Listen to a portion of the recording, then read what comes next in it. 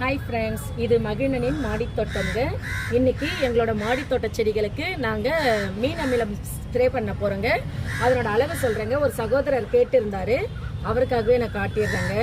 இந்த மூடிலே வந்து இது 15 ml இருக்குங்க கரெக்டாக.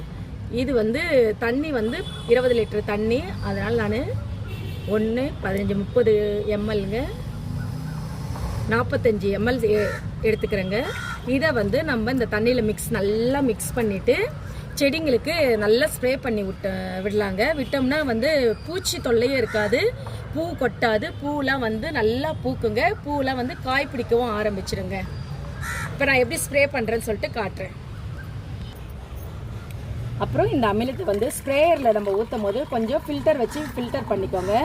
ஏன்னா அதில் கொஞ்சம் அந்த மீனோட இதுவெலாம் இருக்குங்க. அது வந்து ஃபில்டரில் அடைச்சிச்சிங்கன்னா ஸ்ப்ரே பண்ண முடியாது.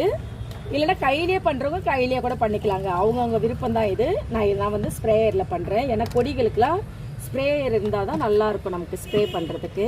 நான் இப்போ மூடிட்டு பண்ணுறதை காட்டுறேன் உங்களுக்கு. ஃபஸ்ட்டு தக்காளி செடிக்கெலாம் ஸ்ப்ரே பண்ணுறேங்க.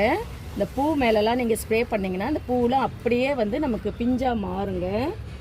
நல்லா பூச்சி தொல்லையும் இருக்காது. மீன் அமிலம் வந்து மாடி தோட்டத்துக்கு, அதாவது செடிங்களுக்கு பெஸ்ட்டு உரங்க. மீன் அமிலம் இருந்தால் செடியெலாம் நல்லா வளரும். இதுதான் முக்கியமான உரம். வேருக்கும் அடிக்கலாம், நம்ம வேருக்கும் ஊற்றி விடலாம் கலந்து. நான் இப்போ தக்காளி செடிக்கெலாம் ஸ்ப்ரே பண்ணுறேன் பாருங்கள். இதெல்லாம் வந்து ஒரு வாரத்தில் பார்த்தீங்கன்னா தக்காளி காய் இருக்கும். நான் உங்ககிட்ட வீடியோ போடும்போது நான் காட்டுறேன் உங்ககிட்ட.